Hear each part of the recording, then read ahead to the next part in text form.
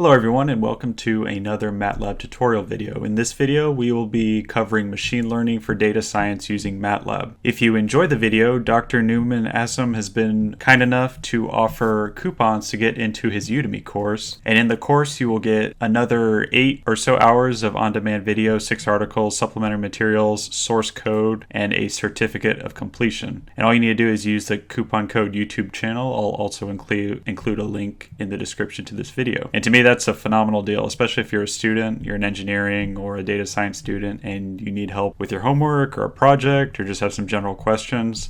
Dr. Assam will be more than happy to help you within the course discussion forum.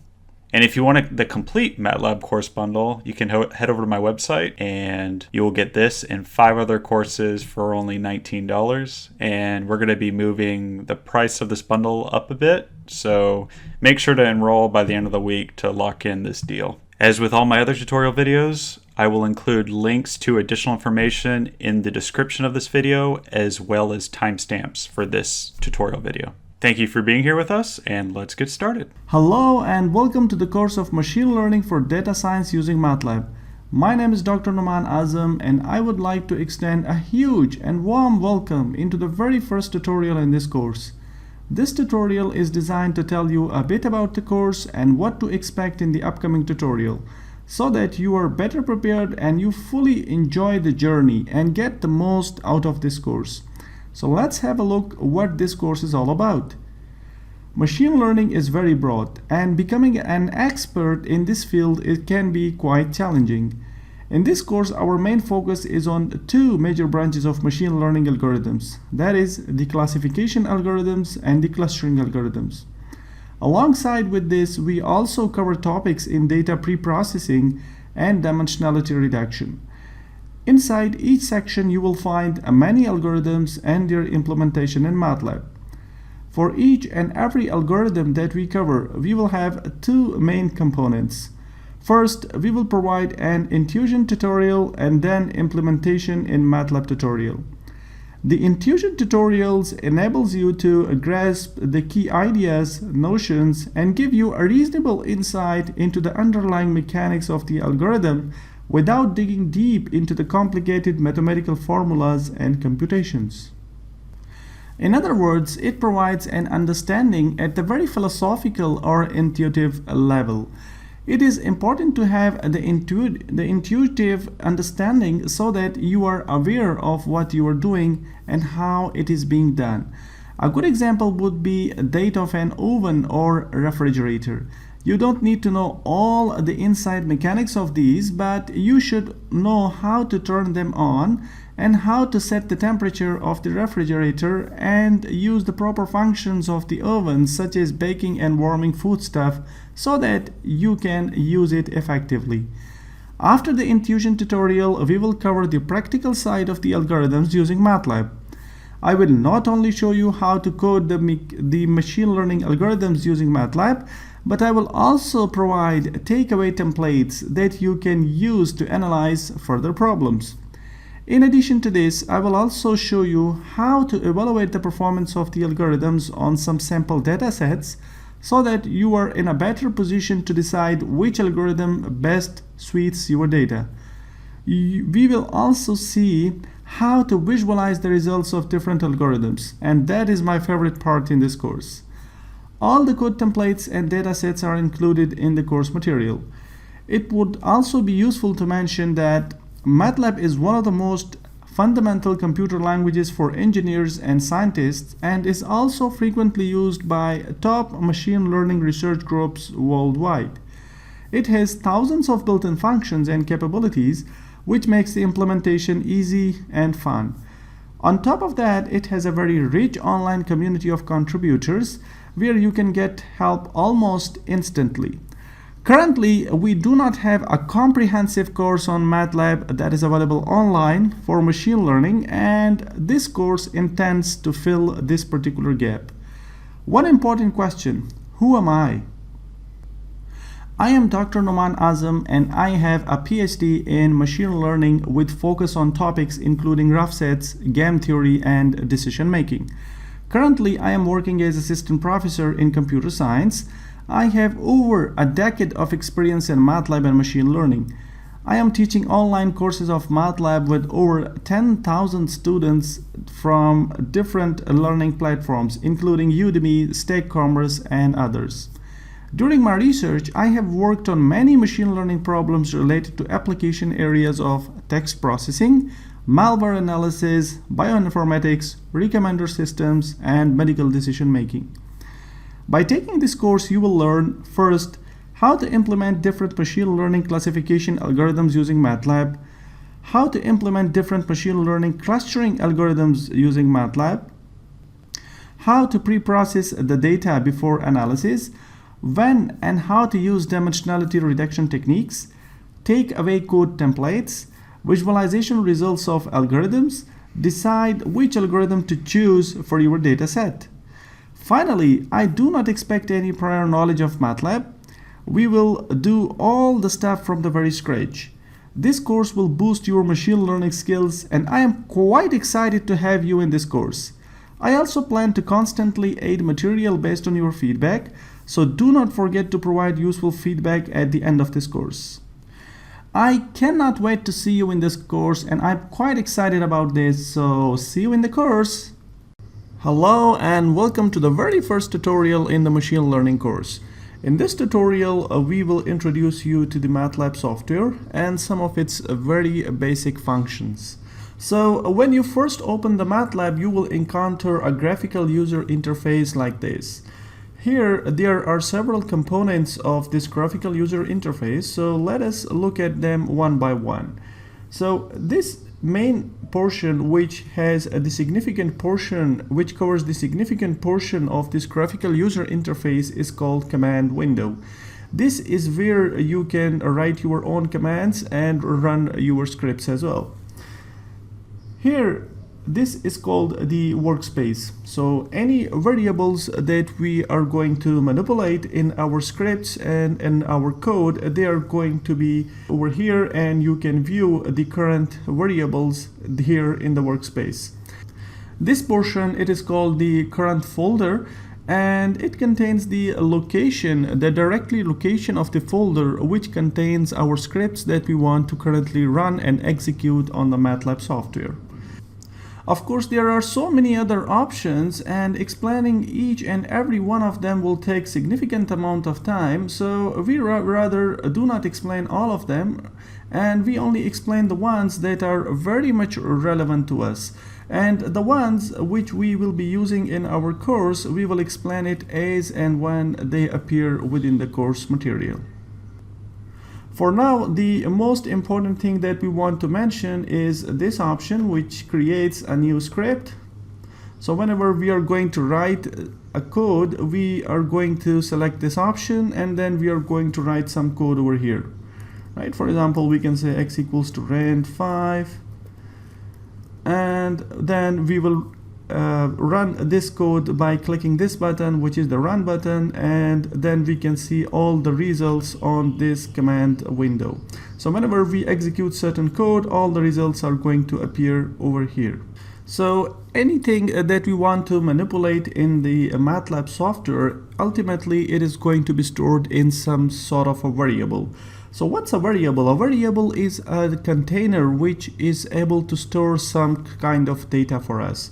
So let us explain some of the very basic variables. So when we write a equals to 5, this means now that the variable a will store the value of 5. And as we execute this, you may notice that the workspace contains now the variable a. Remember, we talked about this workspace. It contains all the variables that are being currently manipulated within our code. Alternatively, when we write whose, it is going to display also all the variables and their respective data type. In this case, the double data type means that it is a numerical value. So this a contains numerical value. Of course, there are other data types as well, and we will explain as and when they appear within our code.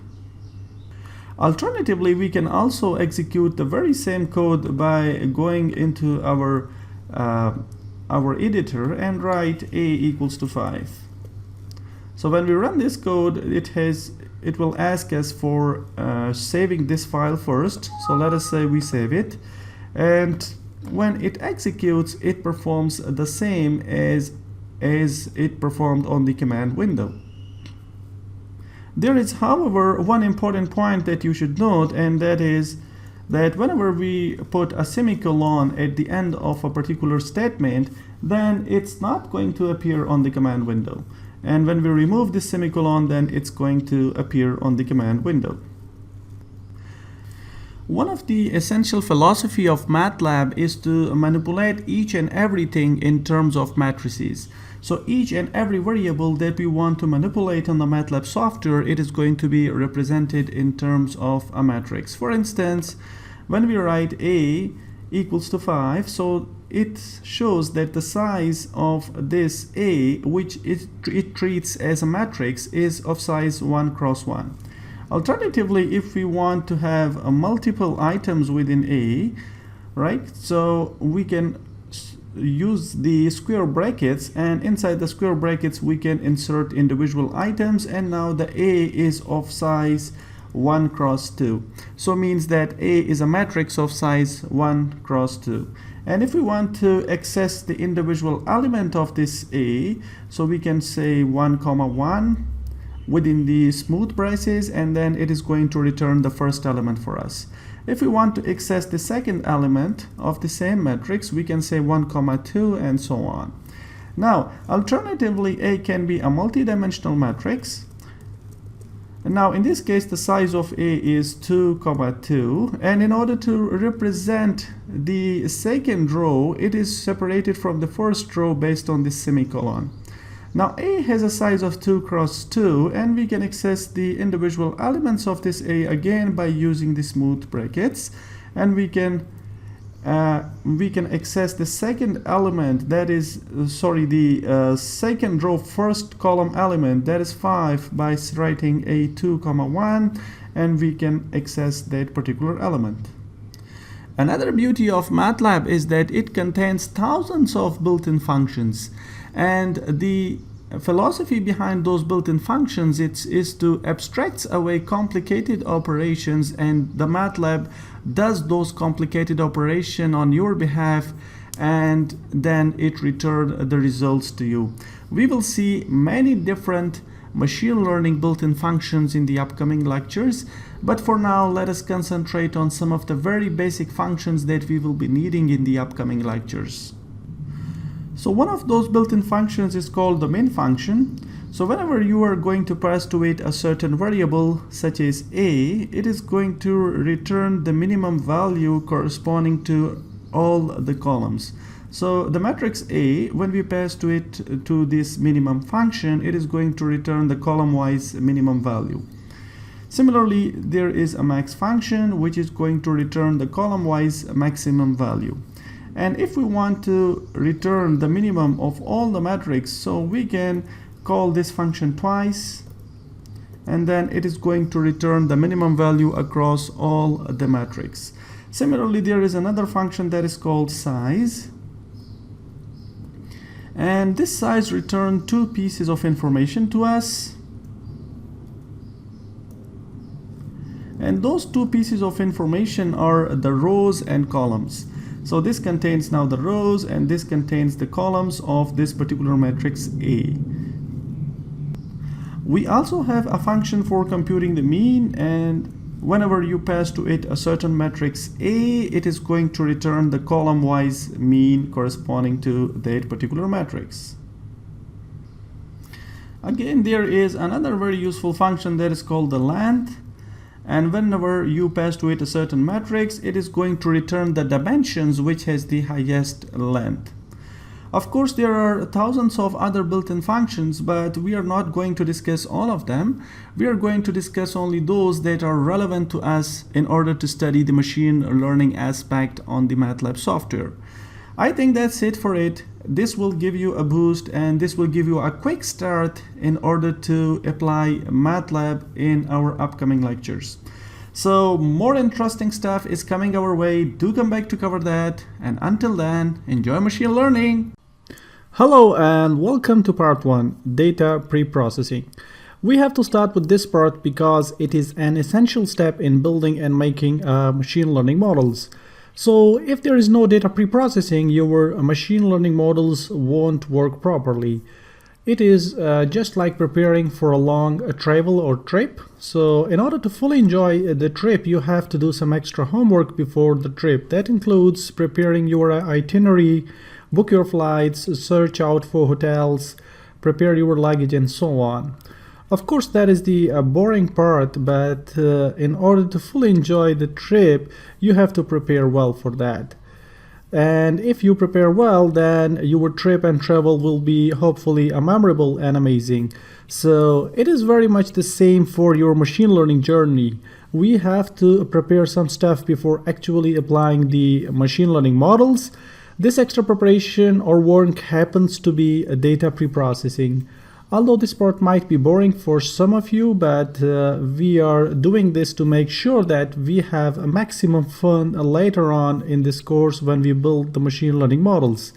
So if we skip this part, then we may not be able to take full advantage of the machine learning models later on in the course. So what you will find in this part of the course are all the essential data preprocessing techniques. So at the end of this section, you will be able to apply the data preprocessing techniques on any data set in order to prepare it before applying machine learning models. So I tried to make it as simple as possible, and I promise that once we are done with this part of the course, we will have a lot of fun building and using machine learning models. So see you in lectures on data preprocessing. Hello and welcome again with a new lecture in the machine learning course. In this lecture, we will be looking at the very first step in data preprocessing, and that is how to import the data set into the MATLAB environment. So let's directly go into the MATLAB environment. I have dedicated a separate folder for all the course related material, and I will be adding stuff to it as we progress in this course. You will get this folder by the end of the course so that you can play practice with the data in code. The data that we will be using in the lecture is stored in the data preprocessing folder. This data contains the opinion of the buyers of a certain product from a business which has branches in different geographical areas. In particular, we have the data regarding the buyer's location, their ages, annual salary, and whether or not they like the product. Now let us look at the key issue that is importing this data into the MATLAB environment. There are essentially two ways for importing the data into the MATLAB. The first way is without writing any line of code and using the MATLAB tool called Import Data Tool.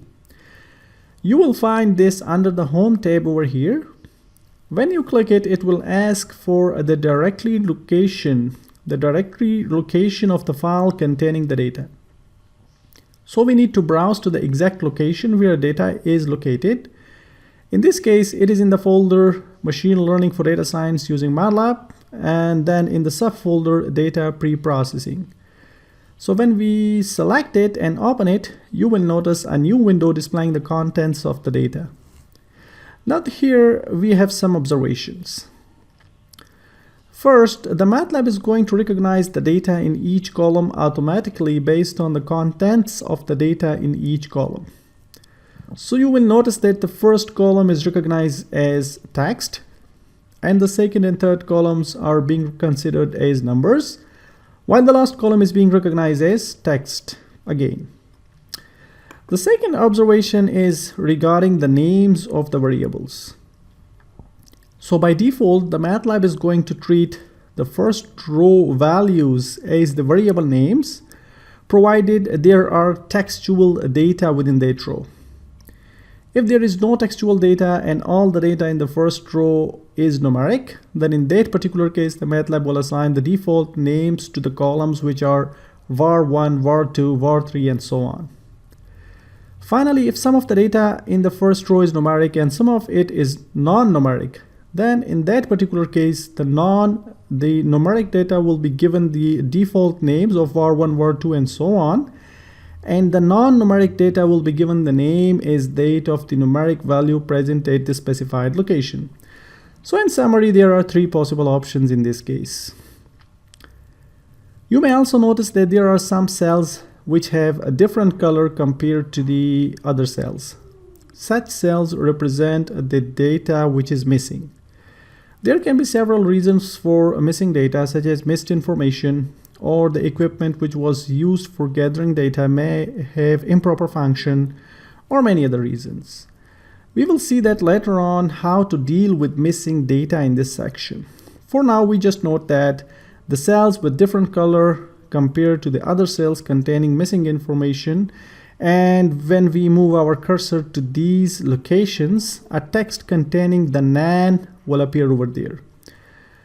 The NaN or NaN is interpreted as not a number in MATLAB, and it is a replacement for missing values.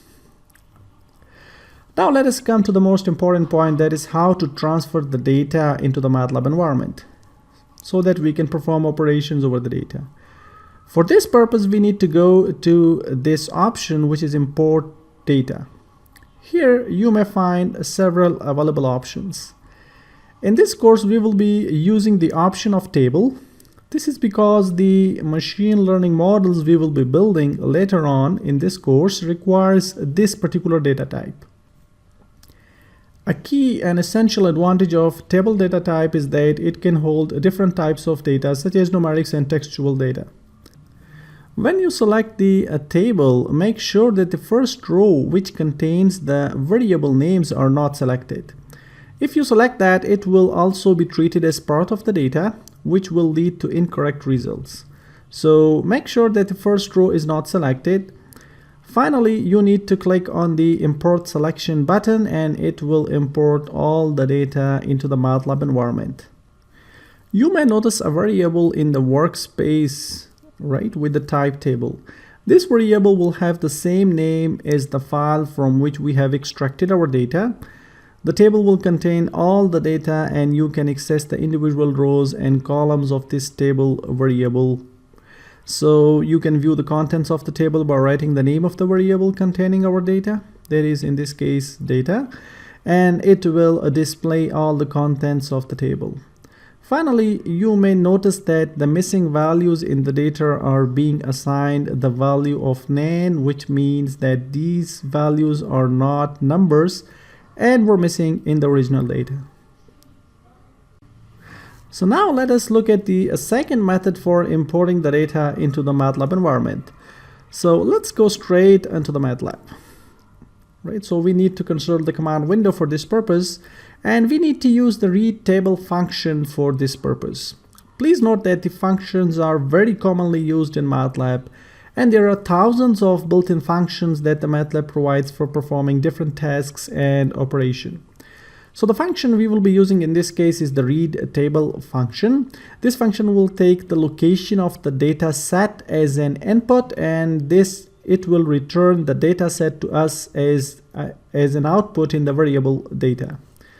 So we may note that there is now a variable in the command window with the name data. This variable contains our data set. We can have a look at this variable by writing the name of its variable. Right, that is the data in the command window. So this will display the contents of the variable data. We may note that the variable contains the same data as we imported with the import data tool. So these were the two methods, and I personally prefer the second method. You may use either, as both the methods are equivalent.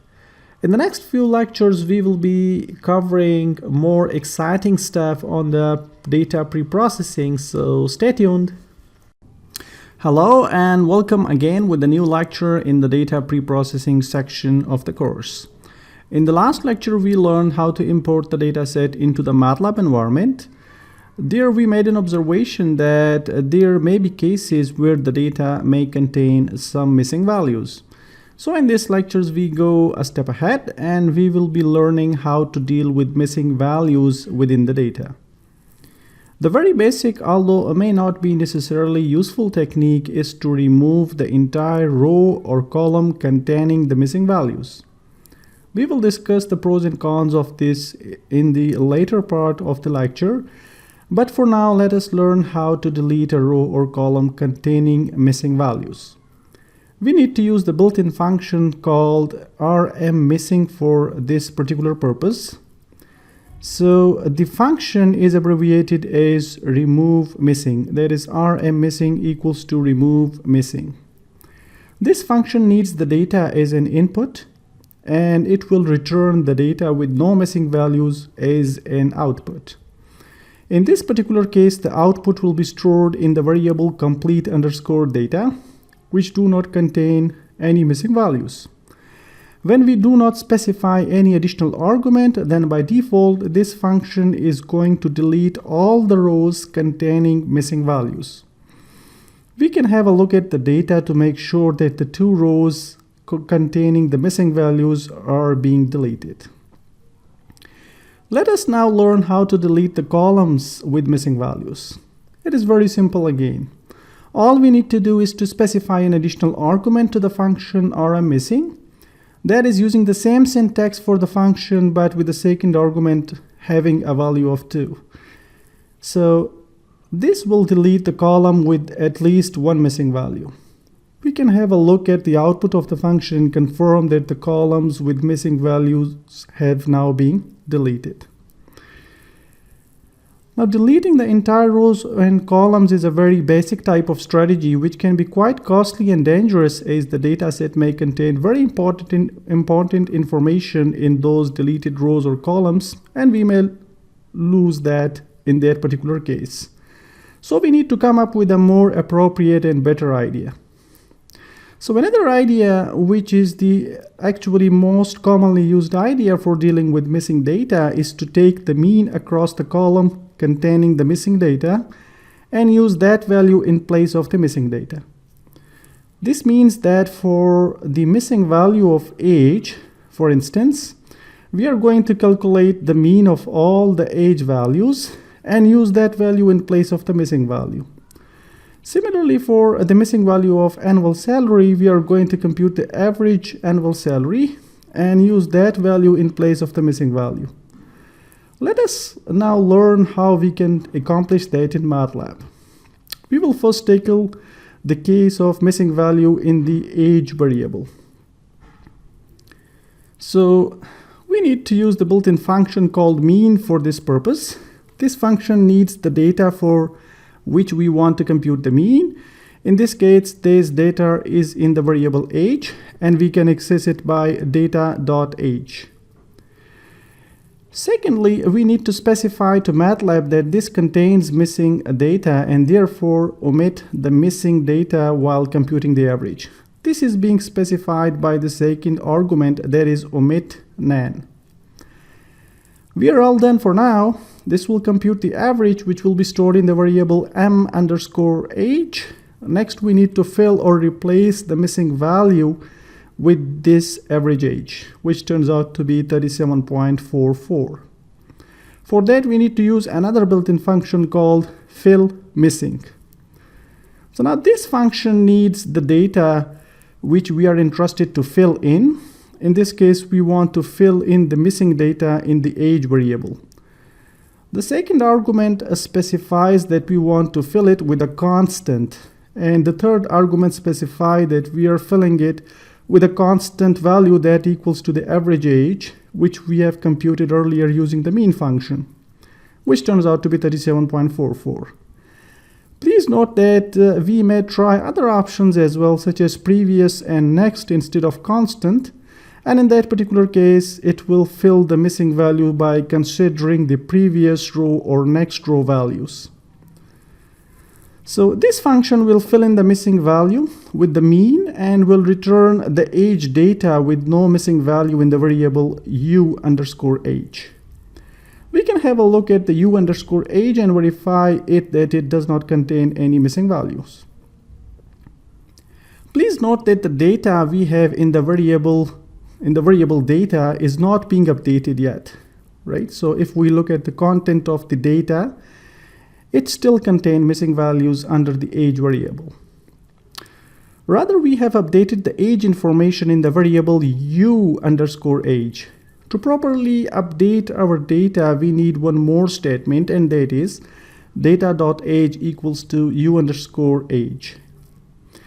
Okay, great. You may notice that we do not have any missing value under the variable age. We can repeat the same for the variable annual salary. In the beginning of the lecture, I pointed out that we will talk about the pros and cons of handling missing data by deleting the rows and columns. So please note the following tips in this regard that may be useful. Number one, if our data happens to be very large, that is containing thousands of records or rows, and the missing rate is not very significant. For instance, there are 10,000 of instances, and the missing rate is only 0.5, which means only 50 records, right? So 0.5% of 10,000 turns out to be 50 records. So we can delete them as it may not be affecting the final results a great deal. We are still left with 9,950 instances. So deleting the columns should be generally avoided and should be only considered when the number of features are so many numbers. Some examples where the number of features are too many are text categorization and email classification problems, where the individual words within a document are being treated as features, and generally that turns out to be in thousands in journal. I will generally prefer the mean-based option as it will work in majority of the situation with quite acceptable results. So that is it for this particular segment. In this segment we learned how to deal with missing data. So more interesting stuff is going to come next, so stay tuned. In this segment, we will be looking at an interesting alternative of filling out the missing values using the rm_missing function. You may have noticed in the last lecture that the rm_missing is going to delete the entire row or column if there is only one missing value. A refinement over this basic idea is to consider the relative percentage of missing values. This means that we will delete a row or column if the missing rate is above some percentage of the entire row or column in whichever it happens to be. Let's learn how we can do it in MATLAB. I have created another data set for this lecture called data_2. This is in the same directory located where the data_1 is located. So let's import this file into the MATLAB environment. You may have noticed that there are some rows now with more than one missing values. So coming back to our issue, that is how we can incorporate the relative percentage of missing while dealing with the missing values. So the function we need to use for this purpose is the variant of the rm_missing function with an additional argument known as min_num_missing. With this argument, we need to specify the minimum number of missing values that needs to be there in a row for it to be deleted. In this case, we set it to 2. So let us see the output of running this code. You may notice that the row containing 2 missing values is now being deleted. By default, different options of the min_num_missing, we can control the relative number of missing values which needs to be missing in order to delete a certain row. We can therefore make our own calculations and then fix and use appropriate values for the min_num_missing. For instance, if there are 6 features and we want to delete a row, if 50% of the feature values are absent, then in that case we may set the min_num_missing to 3. If we set this min_num_missing equals to 3 in this example, then you may notice that none of the rows will be deleted.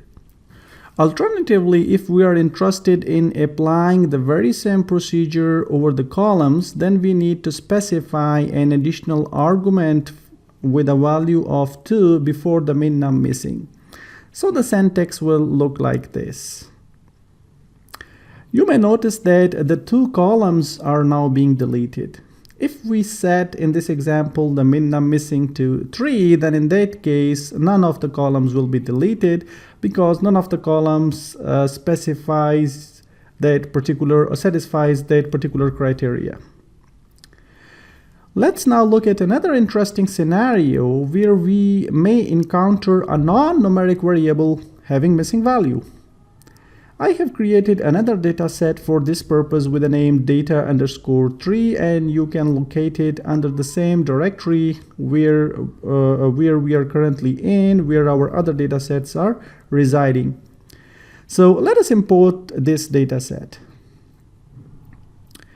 We may notice that one of the non-numeric variable, that is opinion, has a missing value in this case.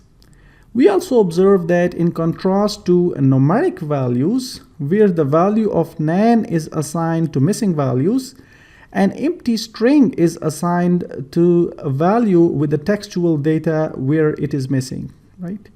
So now we are in a quite interesting situation, as we cannot take the mean of the non-numeric values. Yes, we can apply the deletion option, but that may not be very feasible in this particular case since we have very few instances. So a reasonable approach in this case would be to find the most frequently occurring value and use that value in place of the missing value. So let us see how we can do that in MATLAB. So the very first step in finding the most frequently occurring value is to convert the variable which contains the missing value and then convert it into a categorical type. This is because the function we are going to use works on the categorical data type. Next, we need to find out the most frequently occurring value. The mode built-in function will be used for this purpose. So we can find the mode like this. And we assigned the most frequently occurring value to a variable frac_opinion. It will contain the value that is more frequently occurring within this variable.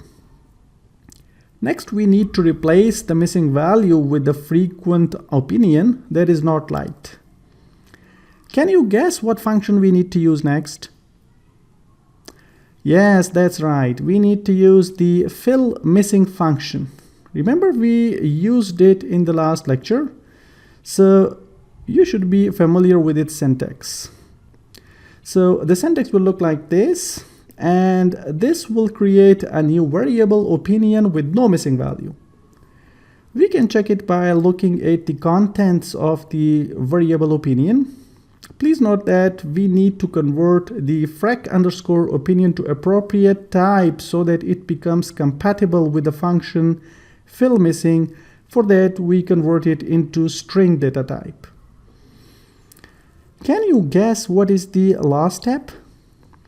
Yes, the last step is to update our data. Since the data is not being updated yet, you can have a look at the data. So we update the data by writing data.opinion equals to opinion. And now we are all done. So this concludes our handling of missing data part. We are quite near to the machine learning algorithms, and it will be a few more lectures before we actually move on to that particular part. So stay tuned. Hello and welcome to this almost final tutorial on data preprocessing.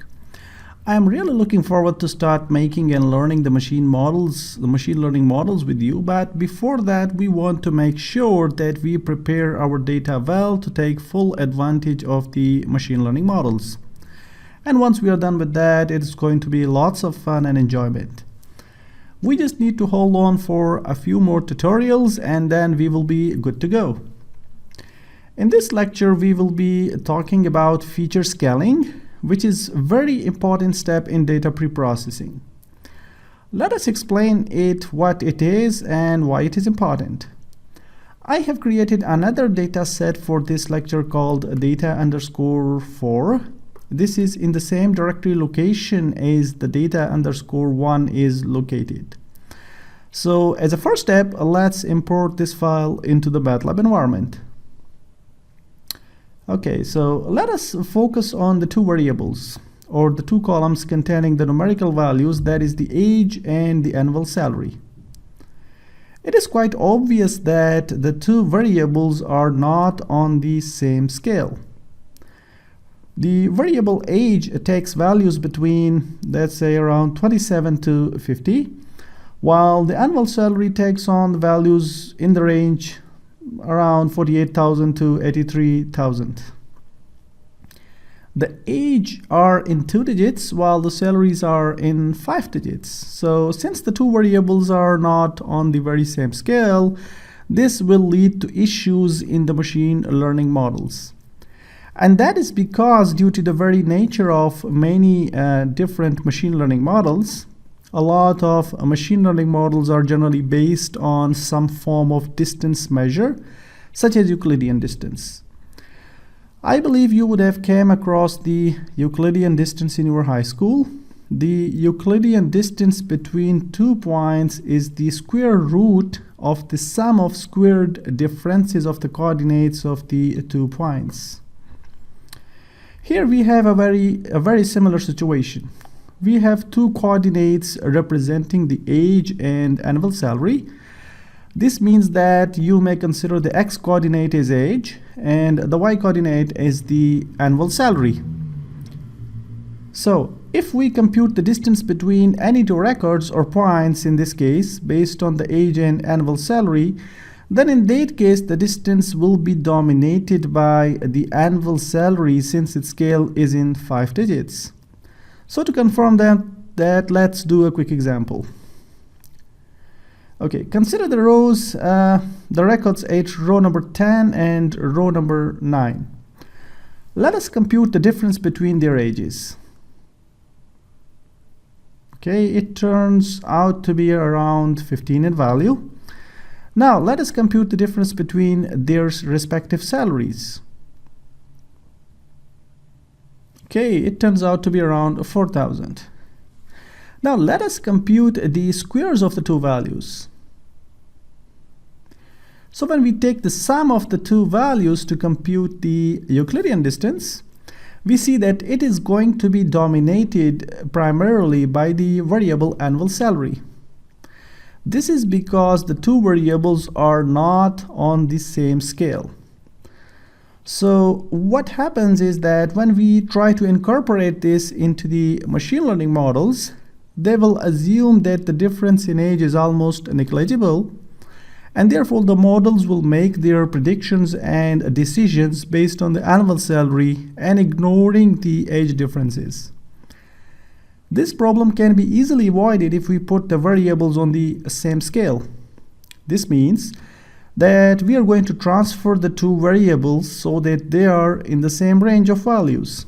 For instance, we might transform them to assume values in the range of -1 to +1, or for example 0 and 1.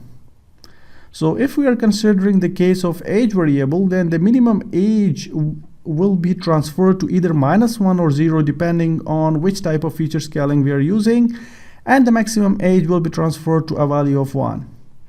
In the same way, the annual salary will also be transformed. There are essentially different types of feature scaling. However, the most widely used are standardization and normalization. So let's first study the standardization. In standardization, we compute the transformed values by computing the difference of each feature value from the mean of all the values of that feature and then divide it by the standard deviation for that feature. This transforms the data between the range of -1 and +1. The transformed data has a mean of 0 and standard deviation of 1. Let's see how we can do it in MATLAB. Remember, we are going to use the same file that we were using in the last lecture, since we do not need the earlier preprocessing in this case, so we will comment that code out. So first we need to compute the mean of the age variable. We did that previously as well. We need to use the built-in function mean for this purpose. However, we do not need the argument omitNaN in this case. because we already have taken rid of the missing values. And the data set we are using in this case does not contain the missing values. Next, we need to subtract each value in feature age from its mean. And finally, we need to compute the standard deviation. The MATLAB provides another built-in function for this purpose, and it is std. And it needs the age information as input, and we are almost done. The standardized value for the age are now being stored in the variable stand_age. Remember to use the brackets at the appropriate places. If we do not include the differences from the mean in brackets, then by default the MATLAB is going to use the mathematical precedence of math operators and may therefore lead to some other results. So finally, let's have a look at the output. Okay, so remember the final step, right? We need to update our data. So we need to say data.age equals to stand_age.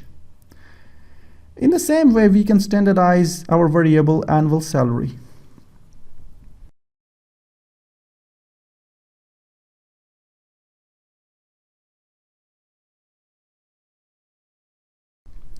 Now let us quickly look at the second method, that is the normalization.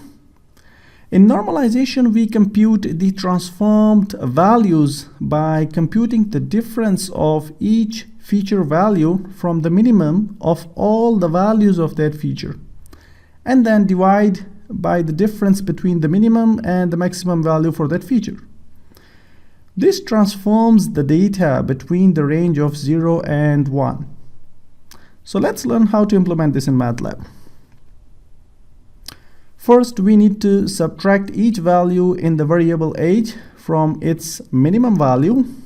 We will use additional parentheses as this is our numerator in this case. Next, we need in the denominator to subtract the maximum value for the age from its minimum value. Please note again to use the parentheses at the appropriate places. The variable normalize_age will contain transformed values for the age and will have values between 0 and 1. Finally, we need to update our data. So for that, we write data.age equals to normalize_age. So we are all done with the two methods for feature scaling. As a final note, I personally prefer to use the standardization. And this is because normalization is not a good option, especially when the data contains a lot of noise and outliers. In particular, when there are outliers, then normalization will transform the normal data, that is, the data without outliers, into a very small range of values, which is not very desirable for machine learning models. Lastly, we will consider standardization of variables in the course until and unless I explicitly mention to use normalization. So that concludes this lecture, and we are very close to beginning our journey of machine learning models, so stay tuned. Hello and welcome again with a new lecture in the data pre-processing section of the course. In the last few segments, we have learned how to import the dataset into the MATLAB environment and how to deal with missing values. In this segment, we will be looking at another very important pre-processing step, and that is how to deal with the outliers. An outlier is an observation point that is distant from other observations. An outlier may be due to a variability in the measurement, or it may indicate an experimental error. So many machine learning algorithms are sensitive to the range and distribution of and attribute values in the input data, and the outliers in input data can skew and mislead the training process of machine learning algorithms, thereby resulting in longer training times, less accurate models, and ultimately poorer results. Therefore, the generally used approach is to take rid of the outliers before passing the data to the machine learning algorithms. Let's see how we can do that in MATLAB. So remember the basic method for dealing with missing data. We just delete the row containing the missing data. That method is also applicable in case of outliers. We will detect an outlier and then delete the corresponding row. Of course, this is very basic method and will not be desirable in every case, but in order to get us started, let's see how we can do this in MATLAB. I have created another data set for this purpose, and that data set is called data_5. Okay, and since we are done with the missing values, therefore this data set does not contain any missing values. So let's import this data set into the MATLAB environment. So the function we need to use in this case is the isOutlier function, and it needs the specific variable that we are interested in order to detect the outlier, and it will return a logical array of values. So the logical array will contain either zeros or ones. So please note that we need to look into each column or variable separately in order to detect an outlier. In particular, an outlier will be a value that is quite different from the ordinary values that happens to be for that particular feature. The second point that we should note is that the function does not operate on categorical data. Right, so it also does not make a lot of sense for the categorical data to have outliers. So in general, we will be applying this on numerical data. So the output that it will generate will be a logical variable with a value of 1 wherever it detects an outlier. And if it does not detect an outlier, then it will contain a value of 0. So we may note a value of 1 in this particular example, which indicates that the MATLAB has found this value to be outlier when it considered the variable age. So the second last value in this case, which happens to be 55, since it is deviating a lot from the journal values, right, from the journal range of ages, so that's why it is indicating to us that it is perhaps an outlier. Now, an interesting point is that how the MATLAB detects a particular data point to be an outlier. So in other words, what is the method that the MATLAB incorporates in order to detect an outlier? So by default, the MATLAB is going to use the information of the median of the data. So the median of the data is the middle value within the data after its values are being sorted in ascending order. So for instance, if we consider the age variable and we write the ages in ascending order and we sort them out, so then within those ages, the middle values of those ages are going to be the median. So in simple words, the MATLAB is going to discard those values that are 3 times away from the median. By this we mean that either 3 times away, 3 times greater than the median, or 3 times lesser than the median. So if you prefer not to use the default options, then there are additional parameters for specifying the methods. So for instance, one of the other methods that is frequently being used in outlier detection is the mean, right? So in that case, the MATLAB is going to discard those values that are 3 standard deviations away from the mean, right? So this means that either 3 standard deviations greater than the mean or 3 standard deviations lesser than the mean. Of course, there are other options as well, such as the moving mean and moving median, which computes the outliers based on the neighboring data. To make the discussion simple, we will use the default option of median. Finally, let's see how we can actually delete the row that contains an outlier. So this means that we have selected a particular method, which in this case is the default method, and now we have detected an outlier, and now we want to delete the row in which the outlier happens. We can do that with the help of the variable outlier, which contains logical 1s wherever there is an outlier, and it contains a logical 0 wherever there is not an outlier. So we can use that in order to select the data. So we need to write data and then a negation of outliers. So we will explain what do we mean by this. And then comma and then semicolon for selecting all the columns. Right? So what exactly is this negation outlier means? It is going to take the negation of the values that are present in the variable outliers. So whenever all the values that are 1s are going to be converted to 0s, and all the values that are 0s are going to be converted into 1. And please note that we can always use the logical variables in order to select some of the data items from the table, right? So whenever we have a value of 1 here, that corresponding row is going to be selected. And for those rows where we have a value of 0, those rows are not going to be selected. So since for the row which contains the outlier has a value of 1, so in that case date 1 will be changed to 0 because of the negation, and because of 0 that particular row is in this case is not going to be selected. For all the other rows where the logical values of the outliers were equals to 0, so since we take negation of that automatically becomes 1, so all the non-outliers are going to be selected, right? So we will take rid of one particular row in this case, and we can confirm them by looking at the output of this particular function.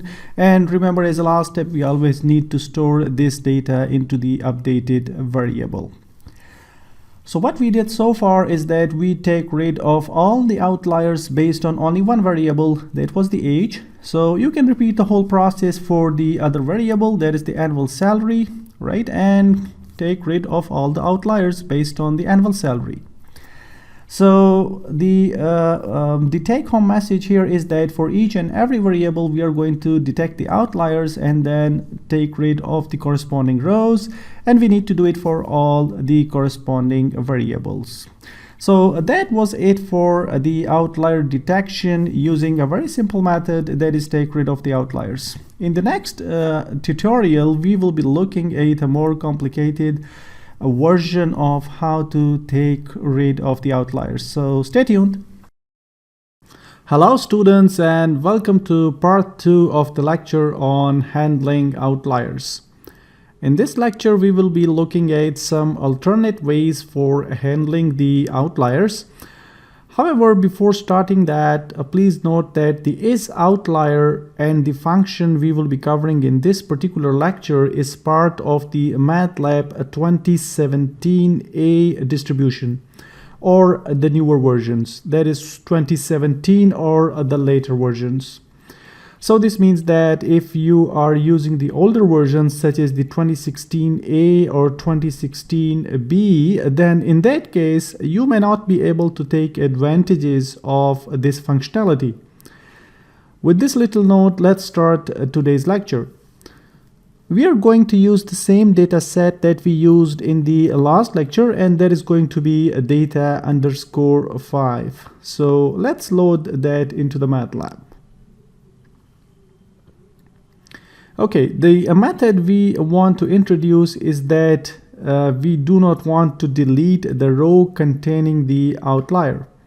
Rather, we want to detect and then fill the value of the outlier to some other value, such as the mean or the median. So the function we need to use in this case is the fillOutlier function. In its simplest form, this function needs at least 2 pieces of arguments or inputs. The first input or the first argument is the data variable which you suspect to have some outlier. And the second argument is the fill method. That is the value with which you want to fill or replace the respective outlier. So the very first option that you may try for the fill method is the center option. So this will fill the outlier values by the center value determined by method that is used for determining the outlier. So for instance, it can be a median value or the mean value. Remember that we did not specify any method for determining the outlier. That's why the MATLAB is going to use the default method of the median that we explained in the last lecture. So let us see the corresponding output over here. You may note that the value 55, which was detected as an outlier by the default option of median in the last lecture, has now been replaced by a value of 36, which is the median of edges in this case. Of course, as a last step, we will always update the edge variable in the data. Some of the other options that you may try with the fill method are previous. So this will fill the outlier value with the previous non-outlier value. So let's see the output. Similarly, some other options are next, which will fill the outlier value with the next non-outlier value. Some other options that you may try are the clip, which will fill the outlier value using the lower and upper threshold that it used for deciding whether or not a data point is an outlier. So for instance, in the case of mean, the upper threshold is mean plus 3 standard deviations, and the lower threshold is the mean minus 3 standard deviations. So if a value happens to be lesser than the lower threshold, then the MATLAB is going to fill that value with the lower threshold. And if the outlier value happens to be greater than the upper threshold, then the MATLAB is going to fill the outlier value with the upper threshold. So in this case, the value 55, which happens to be larger than the upper threshold, therefore the MATLAB replaces its value with the upper threshold, which in this case happens to be around 53 rather. So please note that this value of 53 happens to be the upper threshold with the default option of finding outlier using the median method. So all the options that we have tried so far was with the default option of finding the outlier using the median. So if we want to change the default option, then we need to specify one more additional argument, and that is the find method. This can be provided as a third argument to the fill outlier function. And here we can specify any of the argument that we tried with the isOutlier function in the previous lecture. So for instance, we can use the option of mean as an example, and we can try the other options that we covered in the last lecture.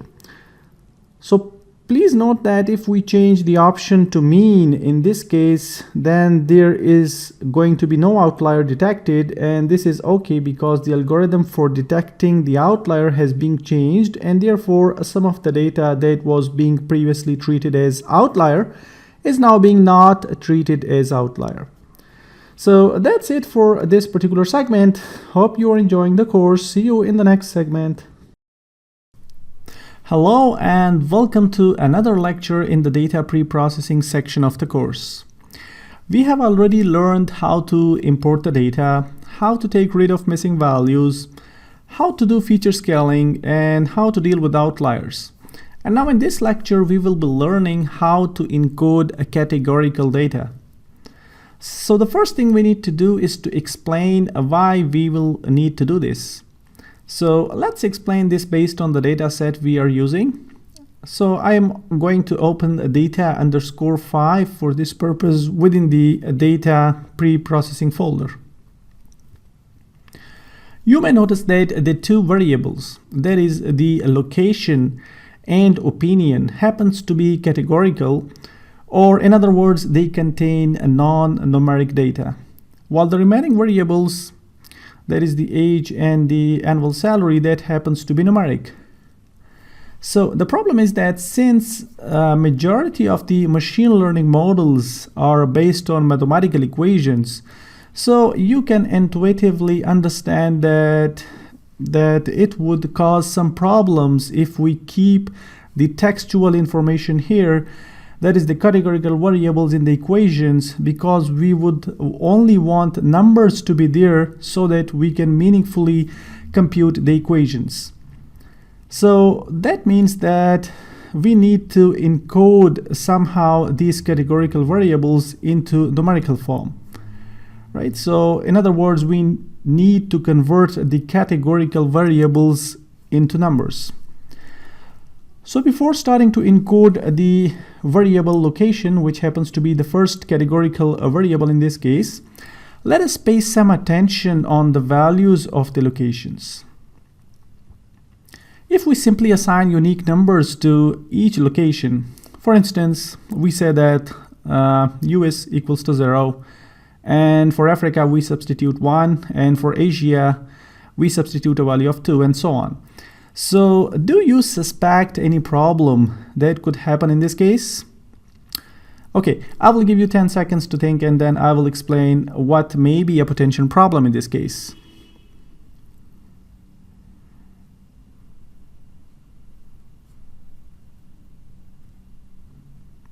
Okay, let me explain the problem.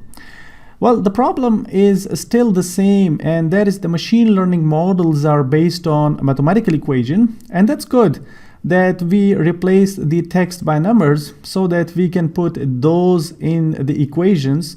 However, since 1 is greater than 0 and 2 is greater than 1, the equations in the model will believe that US is lower in value than Africa, and Africa is lower in value than Asia. We know that this is misleading, and it is not the case in reality. There are basically 3 categories or distinct values in the data, and there is no relational order between these 3 values. By this we mean that we cannot compare these categories and say that location X is greater than location Y, and location Y is greater than location Z, and so on. So in this example, in this particular example that we are considering the locations, this will not make any sense at all. However, there are some cases where it will make sense. For instance, if we consider the variable that corresponds to the size, so then the values like small, medium, and large, or if we are considering a variable that corresponds to student grades, right? So the grades like A+, A minus, B+, B, B minus, and so on. So in those cases where we could express the order between the values of the variables, so because we know that small is lesser in value than medium, and medium is lesser in value than large, so in those particular cases it will make sense. But the example that we are considering in this case, it does not make sense at all. So in conclusion, we have to prevent the machine learning equations from thinking that US is smaller in value than Africa, and Africa is lesser in value than Asia. So to prevent this, we need to use what are called dummy variables. This means that instead of having one column for representing the location, we are going to have multiple columns for representing the locations, and the number of columns will depend on the number of distinct values in the variable location. So in this example, we are going to have 3 columns for representing the 3 locations, and these columns will have binary values, that is either 1 or 0. In particular, a value of 0 for a specific column will mean that the transaction was not being carried out at that location. And a value of 1 will mean that the transaction was carried out at that specific location.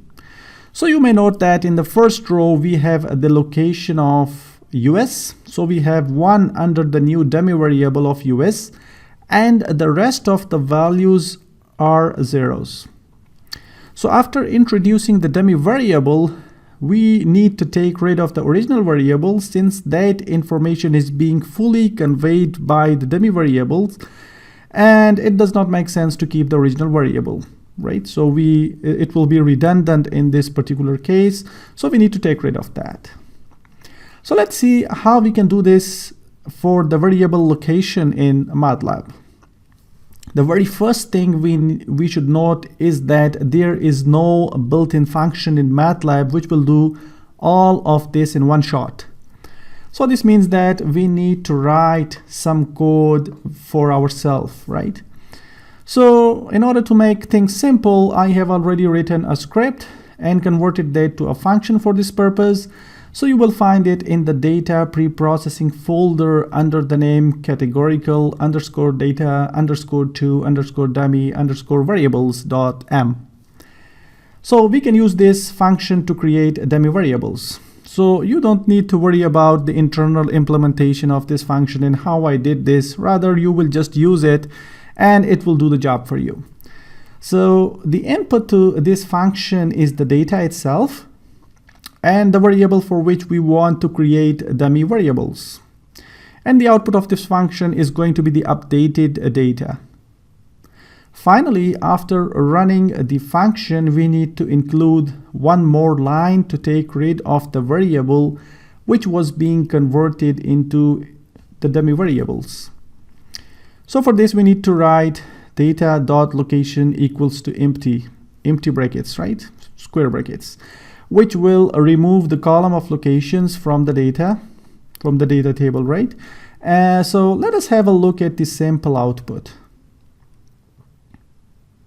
As you can see that there are 3 columns now, one for each location, and there are only ones and zeros in the columns. So we are done great, right? Okay. A few things that you should note is that we can now do the same for the variable opinion. However, since the variable opinion is going to be the variable for which we are going to make predictions, so the predicted variables are generally not involved in the machine learning equations, and we can leave them for now. As a final note, you should be aware of some of the stuff in regards to variable names. So since I am assigning the unique values as variable names, that is US, Africa, and so on, and for the variable names, there are some conventions that the MATLAB follows. So in every computer language, there are some conventions that you need to follow in order to declare variables. So in this case, the variable names should not contain spaces, and it should not start from digits and latins, and should not contain special characters, etc. Therefore, you should take care of the spaces in the values of the categorical attributes. If there are spaces, try to remove them before using this function. So, for instance, in this example, if I am interested in converting the opinion variable, then I will need to take rid of the spaces in the not liked value of the variable opinion. One last point is that I have defined this function in a way that the dummy variables will always appear as the beginning variables of the table. So with this, we are done with this part, and we are now very close to the actual machine learning algorithms. I'm really looking forward to see you there, so stay tuned. Hello and welcome to part 2 of the lecture on handling categorical data. In the last lecture, we pointed out that the categorical variables may or may not have an order or relation between its values. Moreover, we also looked at the first case when the categorical data does not have any order between its values. And in that case, we learned how to convert the data meaningfully into dummy variables. Now in this lecture, we will be looking at the second case, and that is how to convert a categorical variable which has some order between its values. I have created another data set for this purpose, which is again in the data preprocessing folder. This data set contains information regarding a financial institution, And there are some previous data regarding the customers, and based on their data, the institution is going to predict whether or not a particular person will cheat them, right? So in this data, we have information regarding whether the person has requested a refund in the past or not, their marital status, their yearly income, and finally, whether they have cheated or not. So the predicted variable in this case is the cheat, and the non-predicted variables are the refund, marital status, and the yearly income. So let's load this data set into the MATLAB environment. So let's come again to our main topic of interest, and that is how to convert a categorical variable that has an order between its values. So can you guess which variable has an order between its values in this particular data set? Yes, that is correct. The variable yearly income has an order between its values, right? That is, we can say that very high is higher in value than high, which is greater than average, and finally the lowest is the low value. So let's see how we can convert this variable into numerical form so that we can retain the order between them. Again, the very first thing you should note in this case is that there is no built-in function in MATLAB for this particular purpose. And I have written a script and converted that into a function so you can easily use it by providing suitable inputs. The name of the function is encoding underscore categorical underscore data. And it needs 3 pieces of input arguments. So the first argument is the name of the variable which you want to convert into numerical form. The second argument is a list of values which you want to convert to. And the third argument is the numerical values that we want to assign to each particular categorical value. The output of this function is going to be the new variable with numerical data. So let's do a quick example with the yearly income variable in this case.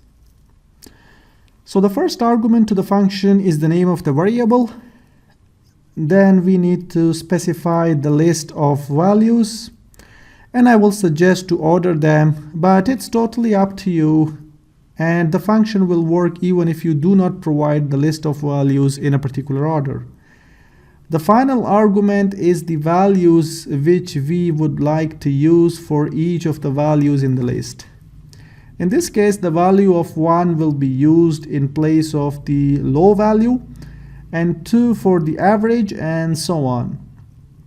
Please note that I intentionally used the value of 5 instead of 4 to represent very high in this case. This is just to highlight that sometimes you may want to have more value for a certain categorical class. Let's see the corresponding output. As always, the final step is to update our variable in the data. So we need to write data.yearly income equals to a new variable. And that's it, we are done. There are some important notes with this function that you need to keep in mind. So number 1 is that if we do not specify any value that happens to be in the data, such as there is a value of very high, and I do not mention it in the list of values, that is the second argument of the function, then by default this function will treat this value as a value of 0, right? So it will put zeros wherever it finds that value. And this will mean that the function do not find this value within the list that you have provided to it. The second note is that the value you specify in the list are case sensitive. So make sure you spell your values correctly. The third and most important note is that make sure that the values and their corresponding numerics are at the same position, right? So for instance, if you keep the low as the last value in the list, then you need to specify its corresponding numeric as the last value in the matrix, right? And if you specify some other value at the beginning, right, so its corresponding numeric should be there in the list at the beginning of that numeric list. With this, our data pre-processing section is more or less complete, and we are only one lecture away from the machine learning algorithms. So see you again in the new lecture. Hello and welcome to the very last lecture in the data pre-processing section of the course. In this lecture, we will be looking at the template that we have built for pre-processing our data using MATLAB. So you can use this template to do pre-processing on any data set. So let's explain this in a little bit of detail. You will find the pre-processing template along with other files in the data pre-processing folder. So the very first point you should note is that we will not use all the code all the time. By this we mean that for each data set you will need to use some subset of the operation that we introduced in the lectures. So you will start by doing some inspection of your code and make a list of the pre-processing steps that you will need to take. For instance, if your data do not contain any categorical or non-numerical data, then you can skip all the code in the section titled Categorical Data.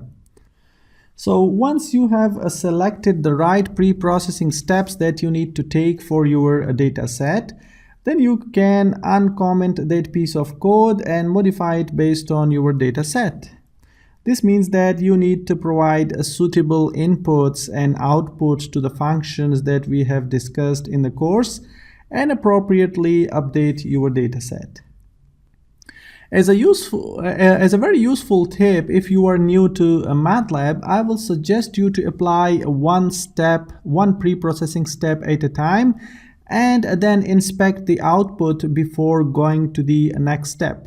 This means that if you applied the missing data pre-processing step, for instance, then before applying any other pre-processing step, have a look at the updated data in the command window to make sure that the desired results are achieved before applying any other pre-processing step. The second point is with regards to the sequence in which you need to apply these steps. I will suggest you to first take rid of the missing values and then take rid of the outliers, and as a step 3 handle the categorical data, and as a final step do feature scaling. As a final note, I will strongly recommend that when you are done with all the pre-processing steps, then you should bake the pre-processed data into the memory.